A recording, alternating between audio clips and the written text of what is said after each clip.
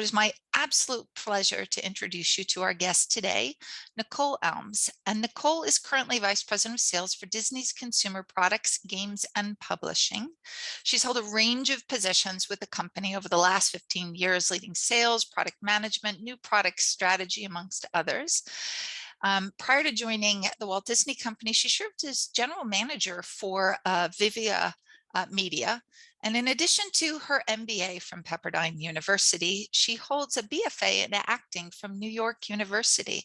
Nicole, welcome. Hi, thank you. Hi, everyone. So let me go ahead and kick it off with the first question for you. Being in a job interview or a business meeting or an industry event or any other place where we're competing for time and opportunity, how do you go about authentically standing out in a crowd?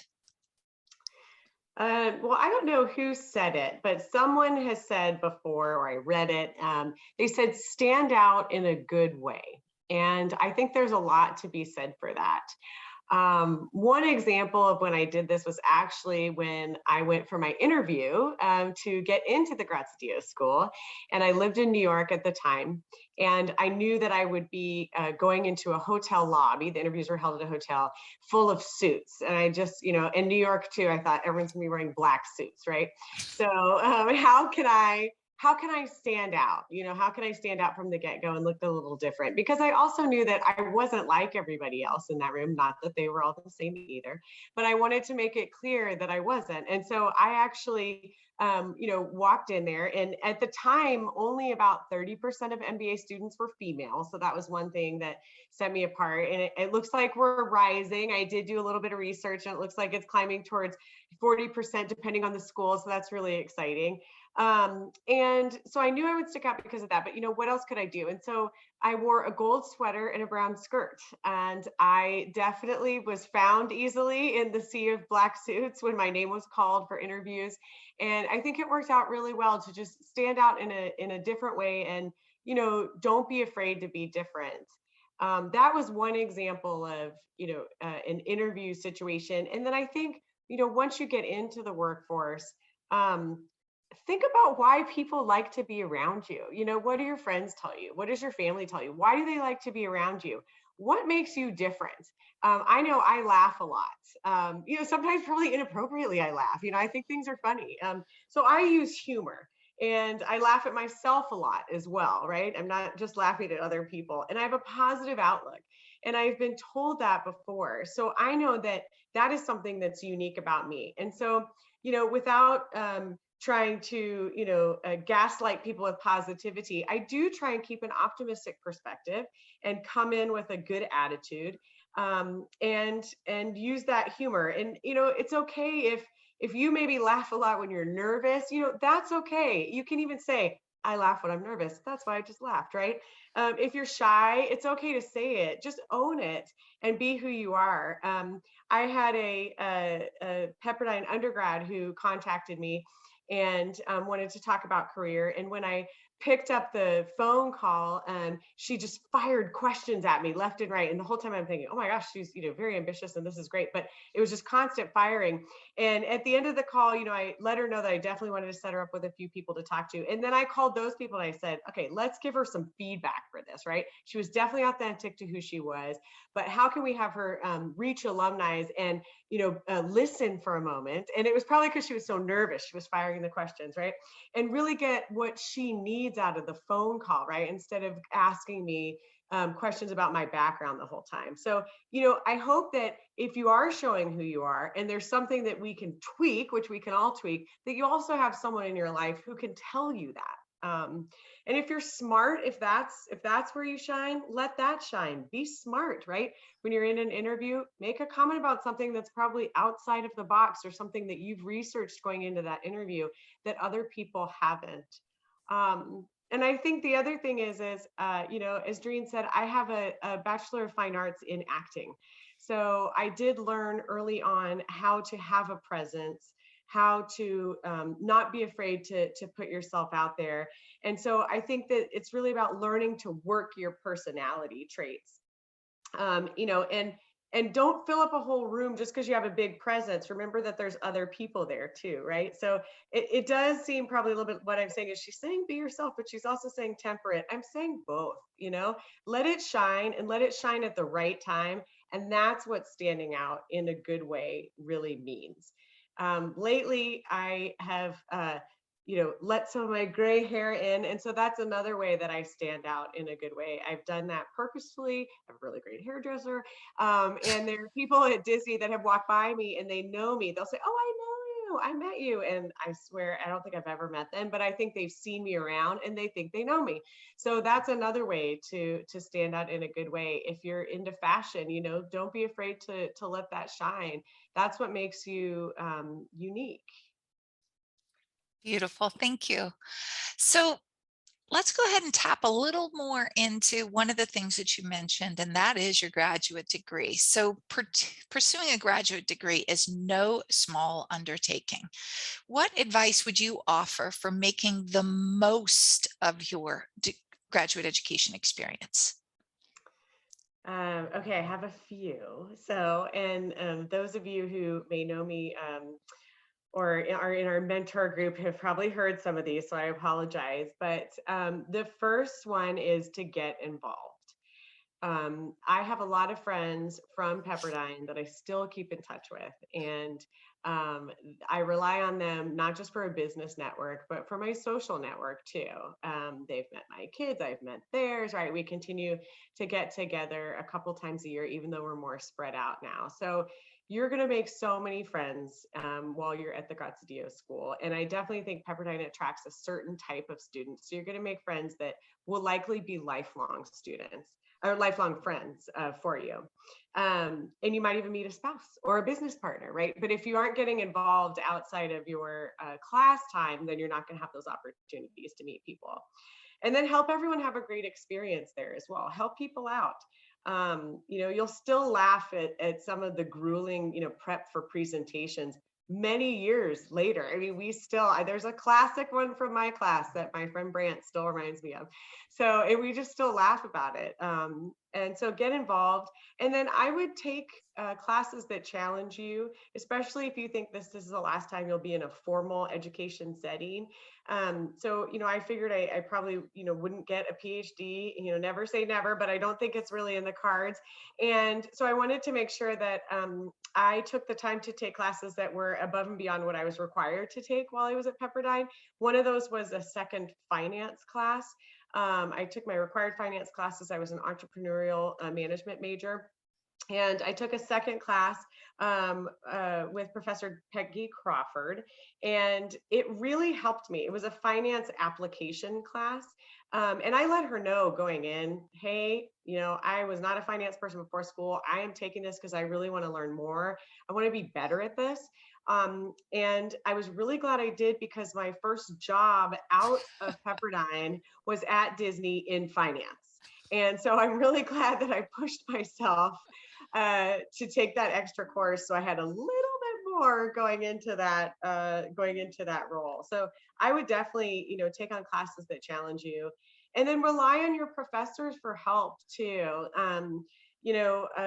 I talked myself into an internship at Warner Brothers that required a great deal of analysis and stats. And I was, granted the internship. Great. I kind of panicked at that point. I ran and saw my statistics professor, who was Professor Seaman, and I said, I really need your help. I just talked my way into this. I'm not really sure I can do this since I just learned regression models in your class last semester, right? And so I said, would it be possible for me to meet with you as I, hone my project and really figure out what I want to pitch them that I'll do this summer? And then if I met with you at the end and you can just, kind of give it a once over and make sure that my conclusions are correct and, that I'm heading down the right path. And he was happy to do that.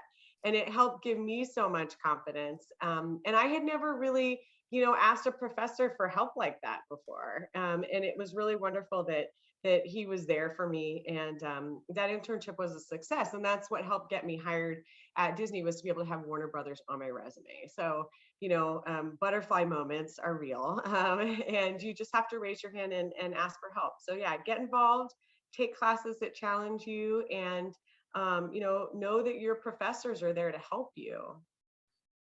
Thank you for the shout outs to Dr. Crawford and Dr. Seaman.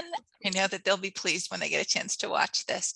Hey, I want to let you know, I see some questions coming down in the chat. Got a couple more questions prepared for Nicole here, and then we'll jump into some of the chat questions. So I'm not overlooking them. We'll get to them in just a moment. So let's move on, if we could, to informed decision making. That's integrating good intuition with information and logic. And it's a critical tool for improving the chance of successful outcomes. That said, the sheer volume of available information today can be incredibly overwhelming. And there's no absence of opinions on any given topic. So what advice would you offer for remaining informed as an executive? Mhm.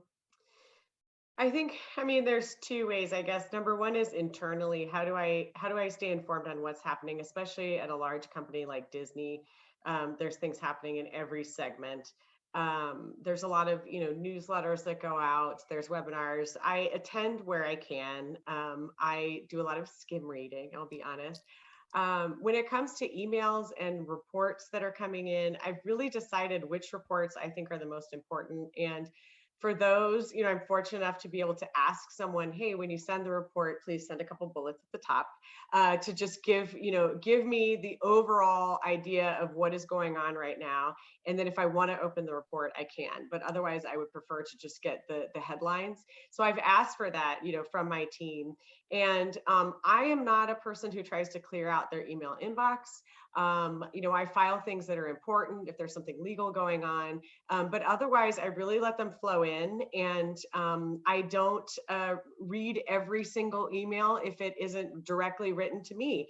There are a lot of people who want to clear out their emails, inboxes every day. I have not found that to be productive for me. And I also feel like if someone needed an answer badly enough and I missed it, that they will likely come back, or they will Slack me, and then I could go refer to that email, because it's just too much. It's hundreds of emails every day, and you just can't keep up with it. And in all of those are reports and newsletters that we're all supposed to be reading, but I just can't read them all. So I think the other thing is getting involved in your workplace. And now, you may enter a workplace that's remote. So that means getting involved in a new way. That will help you to hear from other people if you missed, a big company announcement that came over the email and it got lost in the shuffle. By having friends at the workplace, or at least acquaintances, they can clue you into, hey, did you see this? Right, this came through today.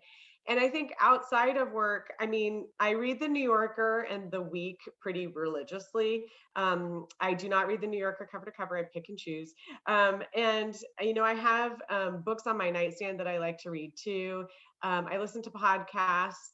Every now and then I actually still turn on the news, because I feel like I get a lot of information, but I don't always know what's happening in LA, currently, right? So that helps with that. I recently read Alexi Papa's autobiography called Bravey, that was very good. And I like to read, different perspectives and read about different industries. The Harvard Business Review publishes articles just on LinkedIn. That's still really good. I think if you can be informed in your industry, that's ideal. Since I moved to publishing, I started reading Publishers Weekly. When I was in movies, I was reading Variety and Deadline Hollywood. I also think, though, it's good to expand your view and expand what you're reading, because then you're able to connect the dots from different industries a little more easily. Or you can see something that works really well in one industry and you might want to apply to your industry, that no one's really thought of, because everybody's only reading Publishers Weekly, for instance. So I think it's important to have a broad perspective, but it's okay to skim stuff too, right? I'm probably the worst reteller of articles, because I read it and I get the nuggets I think are interesting, and someone will ask me a question about the article and I'm like, yeah, I don't even remember that being in there. But that's okay. I just think, having a broad lens is really important. And especially if you're looking for a job, because, you want to be able to be well-versed in different areas, not just one or two subject matters. And then also talking to people, whether they're Pepperdine alumni, people that you're in school with now, your old mentors or old leaders that you had before you entered school, especially if you're looking for a job. Those are people that you're going to want to call if a company is calling you in for interviews and say, hey, do you know anyone that works here? How do they like it? What's it like? What's the culture like? So I think just staying informed, it's, on a lot of different levels is really important. And you can still do it during COVID, right? You can still call, text, even have a Zoom coffee with people. That's pretty normal now. And I think that that will continue in some ways, for, where you're either not able to go to the office or you want to have a coffee with someone who's across the country. I think now we have a vehicle to do that. So yeah, all of those things I think help me to stay informed. And then there's still things I miss, and then somebody will tell me about it. So.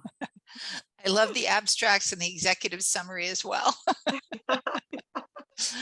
I'm going to switch gears again, just slightly. The career landscape is ever evolving, right? How have you gone about connecting your work experience and navigating career advancement opportunities?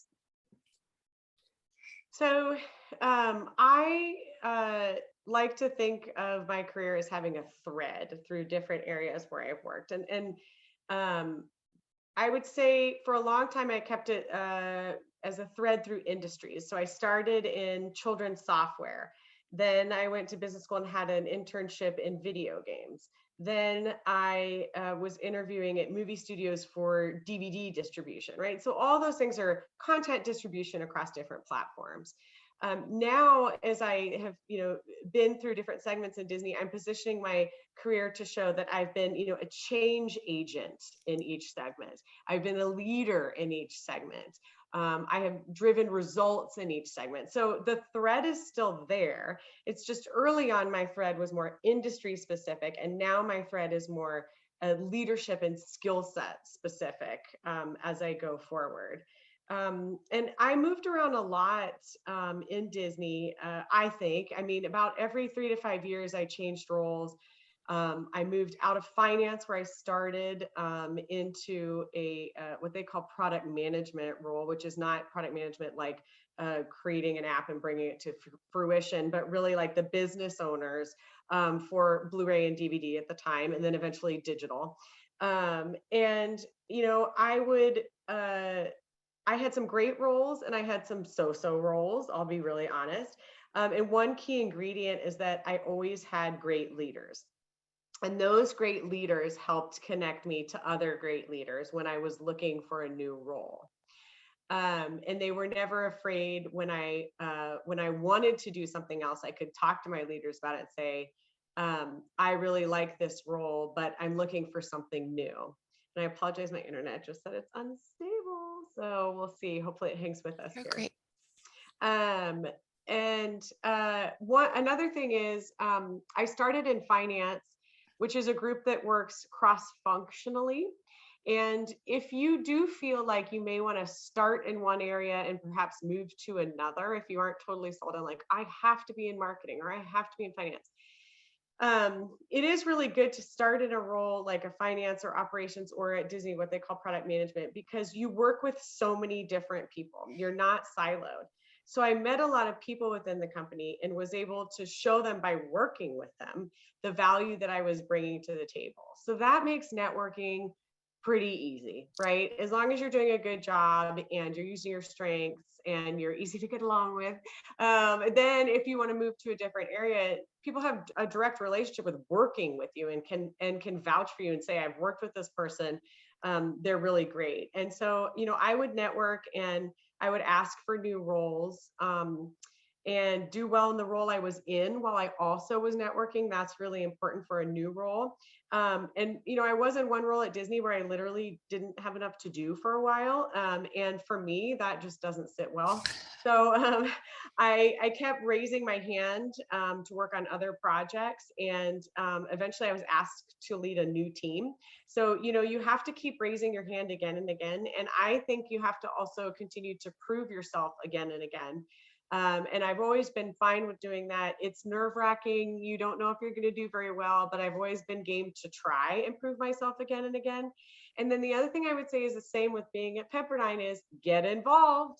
I hosted First Fridays for a while when we had a lot of organizational restructures and people were just having a really hard time. They did an employee survey, morale was down. And so I said, let's just all do potlucks on Friday, afternoon, evenings, and come together. And it was really important that it be during work time. You could leave after. And I had to go talk to some senior leaders and make sure, like, I think this would really help morale. Are you willing to let me lead this? And they did, and it did, and we phased it out. It happened for a while, and then we kind of didn't need it anymore, right? Disney also has lean in circles, and I've been a moderator for a lean in circle. So there's a lot of things you can do. I'm a social person, but you don't have to be. You could be part of a lean in circle. You could moderate a lean in circle, or be part of a employee resource group, where you can, meet with people and come together in that way, and then approach the organization with ideas that you might have. So getting involved is really underrated, and it takes a lot of time. It takes a lot of energy, but I have found it to be worth it. Thank you. All right, last prepared question, and then we're going to go ahead and turn it over to the chat. I'll start reading some of those because they're mounting up. Mentors play a significant role in career growth. So how have you gone about acquiring mentors, and what networking tips might you offer to folks in our audience today? Sure. Mentoring is kind of like, it's like meeting new friends, or kind of like dating. So you have to find the right match for it to work. Saying that, I've had great leaders at Disney, as I said, and many have become informal mentors for me. So my informal mentor network has come from people that I just really liked working with, and that I saw were in support of me, that I knew I could call when things were up or down with my career, and really ask for their advice. These are people whose advice I valued, and I would really take to heart. Also, anytime a formal mentor program was offered, like at Pepperdine, I would raise my hand, so that I could be part of it. And sometimes those work well, and sometimes they don't work so well. And that's okay. I myself have been a mentor through Pepperdine, through Disney, and then also through alumni contacting me, on LinkedIn. Generally, I'm pretty willing to take the call. And there are some people you hit it off with. So there are people who have become mentees. And then recently I've called them asking for, a few questions. So it can go full circle, but I think it's really about hitting it off with the person. But first you have to find them, right? So any formal programs, I would raise your hand to be involved with. And then at Disney, more recently, we didn't have a formal program. They have rolled one out since, but about probably 18 months ago, we had a very high level female leader who was just dynamite, and she had retired, and I really missed having her around. And what's funny is she wasn't even an informal mentor. I think she was someone I really looked up to, and I would see her around the studio a lot at Disney, and she would stop and she would wait for me, and we would walk together.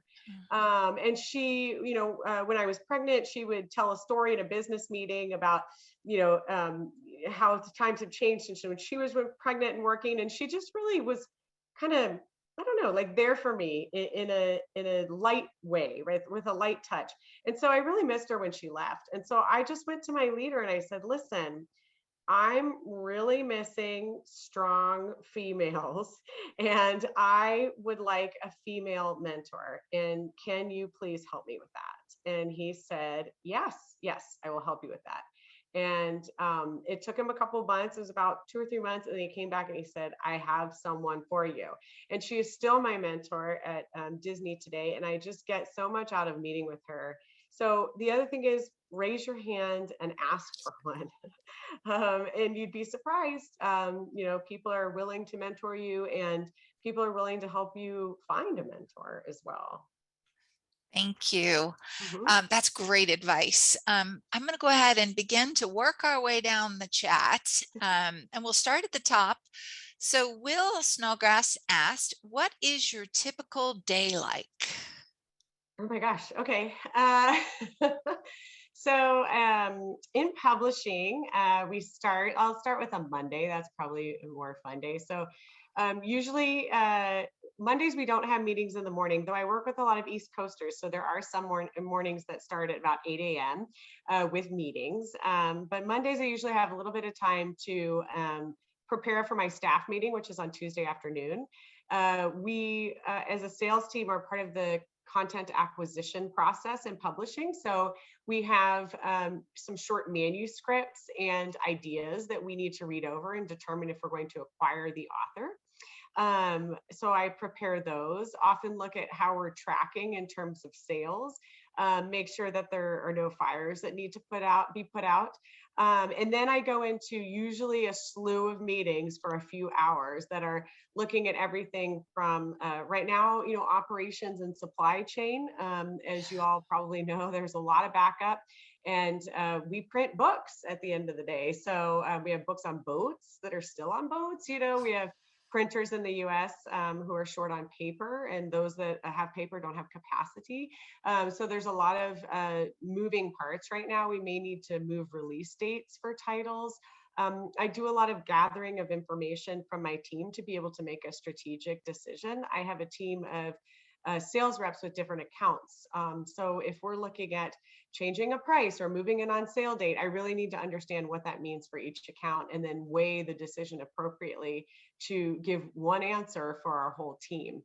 So I do spend a lot of time doing that and then meeting with my team. Thank you.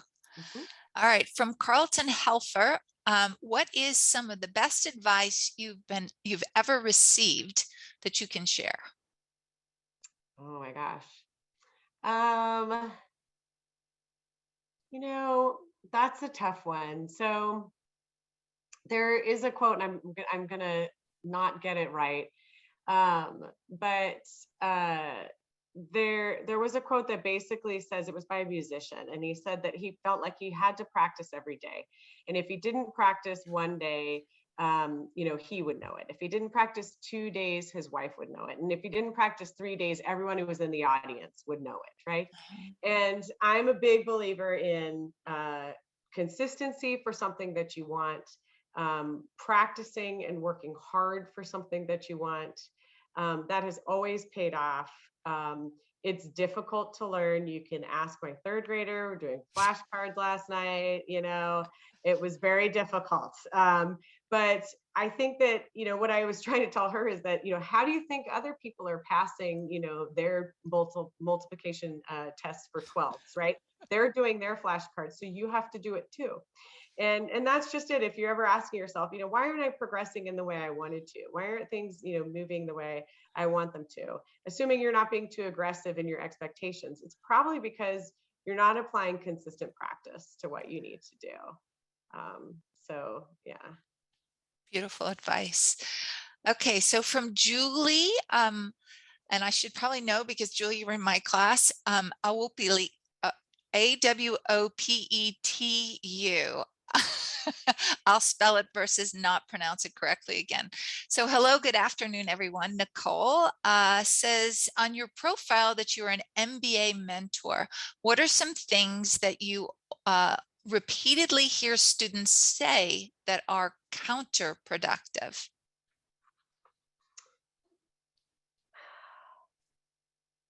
Oh my gosh, I'm gonna have to think about that. What do I hear them say that's counterproductive? I mean, I've been pretty lucky with most of my mentees are very open and hungry and wanting to learn to do new things. I think um, I think sometimes it's not really what they say, but when I see mentees they're just nervous about contacting people, they're nervous about networking, which is really hard to do authentically. I get it.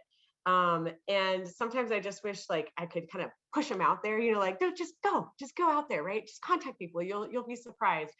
So I think when it comes to especially contacting Pepperdine alumni, whether they be Graziadio alumni or undergraduate alumni, you can never go wrong contacting a Pepperdine alumni if you do it in the right way. This school has the most welcoming alumni that I've ever met. And so I really, push my mentees to go out, find the people. You can find them on LinkedIn. You can find them on Pep Connect. Find people in the industries that you're interested in.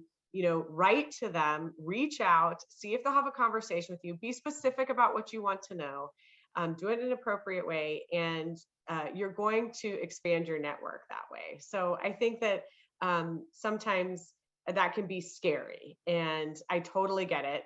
So I don't know if it's counterproductive, but it's just something that I do hear again and again. Well, I wasn't sure how to reach out, and I'm like, you have to be brave. And I had a friend that called it fearless networking. He said, "You're doing fearless networking," because he became a friend. I didn't actually know him. He was at Disney. We had a Zoom call and we just hit it off, and we were like cracking up the whole time. And he said, "This is fearless networking." And so now I use that term. So yeah, I would like to see my mentees do more fearless networking. Julie, thank you for the question.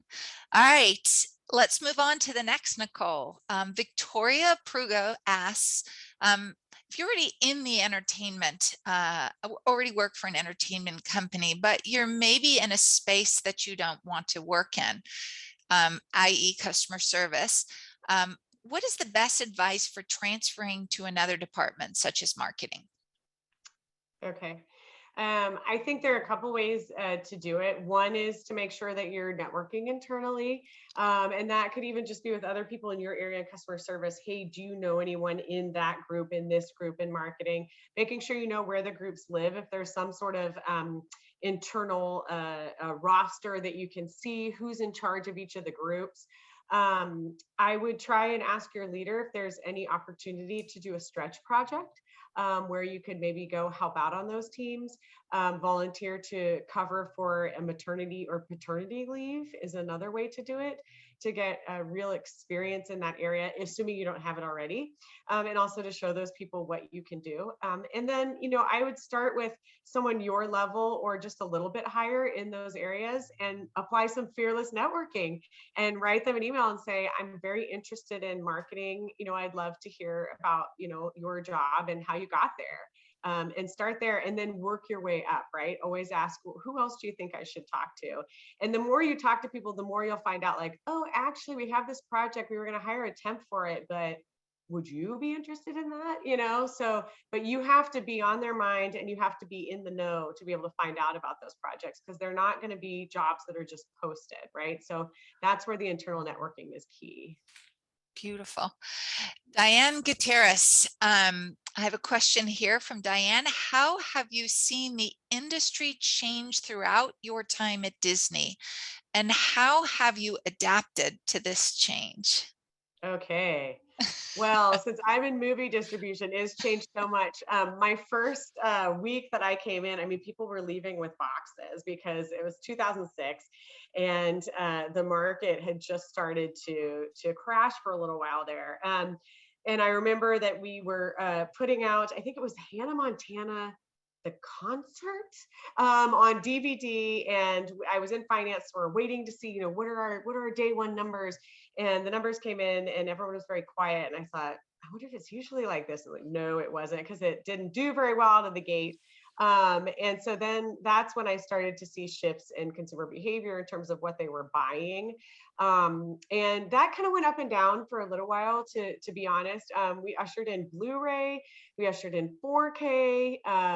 Buying movies on digital came into play. So, I was involved early on with a lot of those decisions. If you are going to sell a consumer now a Blu-ray, a DVD, and a digital copy all in one package, how do you price it? Who's going to buy it? Do they like the value? What do they really want? Where are they watching it? And so having a lot of those conversations internally was intriguing.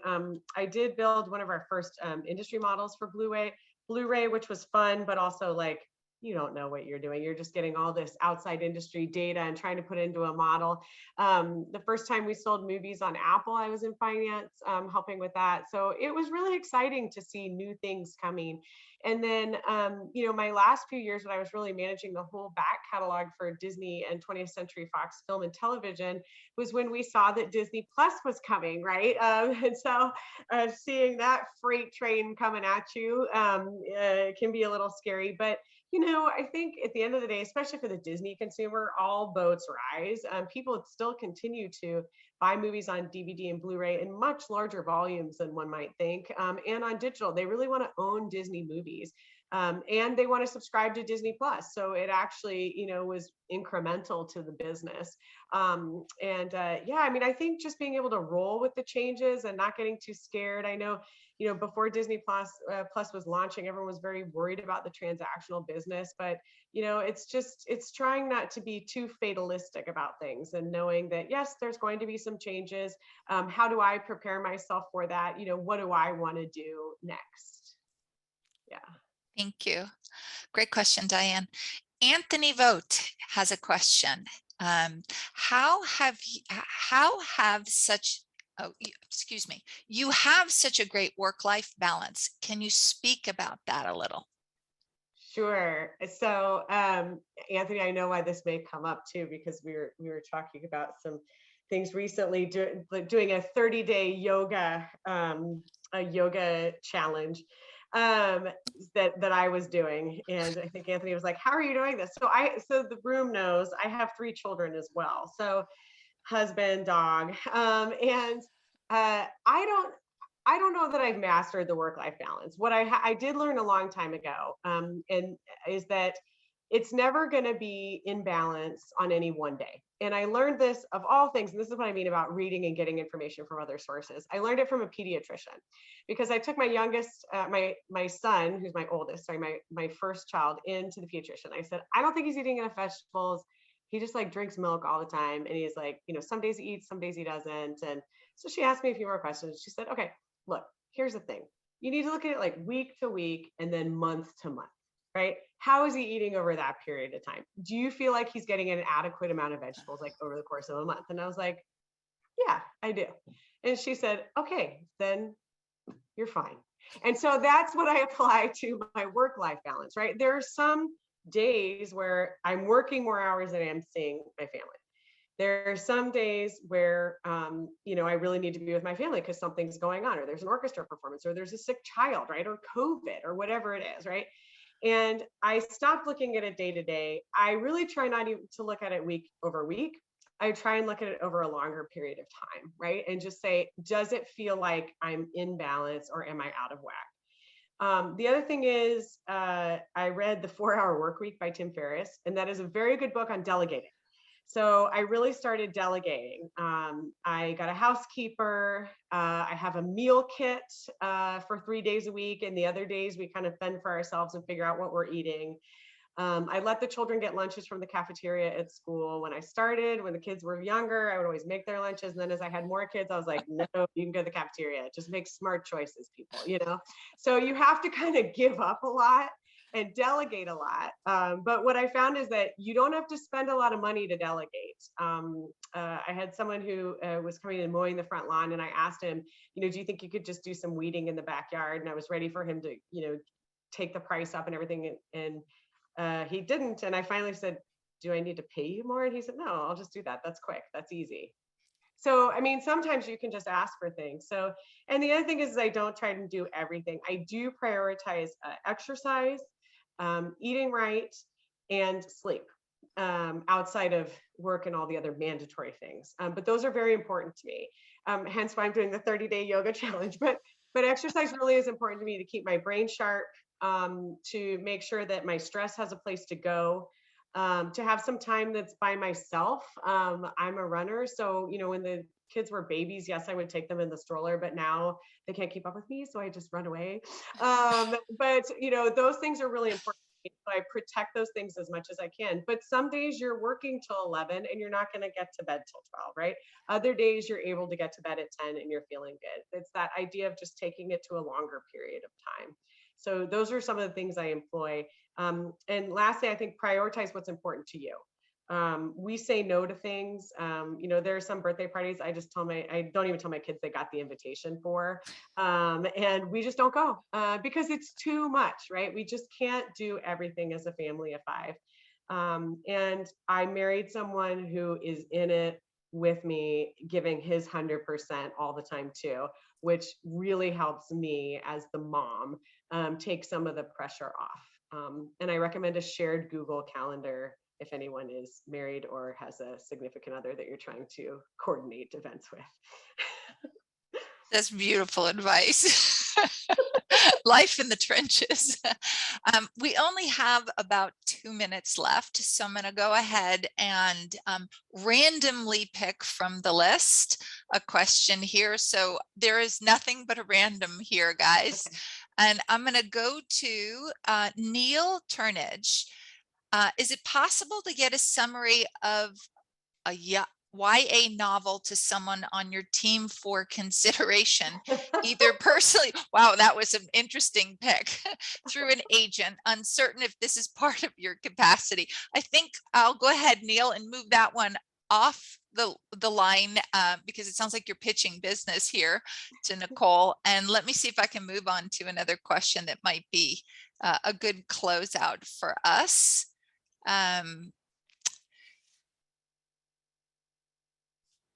Sir Charles Hill, I've worked in banking for 15 years. Last 6 years as an entrepreneur in startups. What advice would you give for someone trying to transition back into full-time using new strategy and developed skills? Okay. I think now is the best time to do it. There are a lot of recruiters looking for people to bring on, especially in if you were in a finance role in banking. I know there's also marketing in banking and people who run the credit card areas and things like that. So especially in finance, I'm seeing a lot of recruiters that are looking for talent. I think that we have an opportunity in the next couple of years here to switch careers, look for something new. And I think really just target the companies that you're interested in, start applying to roles, look at your network and find out who can help you find out about roles that aren't posted, who could also help get your resume in front of the right people at those companies. But I think it's going to be easier than you think. If you need help with a resume, I would consider getting someone to rewrite your resume for you, rewrite your LinkedIn for you. There are a lot of people on LinkedIn who will do that. They also can operate as business coaches as well. And I recommend going that route. It's worth the money to do that, to make sure that you're positioning yourself correctly and that you know what you really want to do. Because I'm not sure if you actually want to go back into banking or you want to go back into something else. But it's definitely a hot job market out there right now. And I think it's more important for you to know what you want. There's plenty of opportunities out there actually that you could say no to. So I'm optimistic for you. But if you need help, get a coach or a resume writer on LinkedIn. You can usually, there's some areas on LinkedIn you can actually ask for a few, 15-minute interview slots with people who are, willing to help with that. LinkedIn is a powerful tool. So it is unfortunate, but we have drawn to the end here of our time. And I really want to say thank you, Nicole, for investing this time, and to all that joined us today. Thank you for sharing your time with us on this Friday afternoon. And Nicole, your engagement and as an alum, continued engagement over the years is inspiring. So thank you for that. And to all, I wish you well. And this webinar is adjourned. Have a great day, everybody. Bye.